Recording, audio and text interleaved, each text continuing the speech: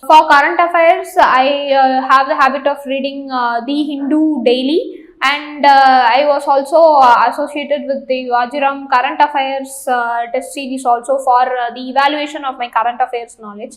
And during my interview phase, I have the practice of reading another newspaper, that is the Indian Express. So Hindi, Hindu, and Indian Express are my basic preparation material for regarding current affairs. The best strategy to crack UPSC examination is to be relevant with the UPSC, that we have to analyze what UPSC exactly expects from an aspirant.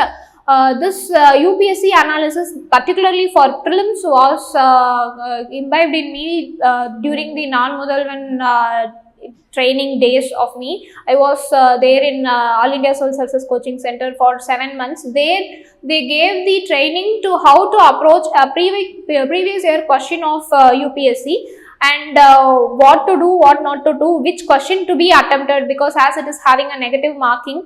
And they also trained us in having a logical guessing while we are attending the UPSC questions. Coming to mains, I had this habit of solving the UPSC previous year question daily for GS and ethics.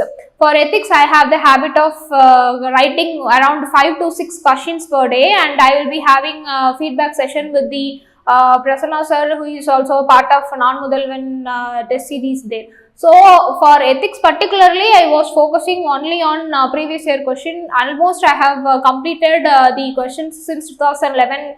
That was the year in which the ethics was introduced in UPSC.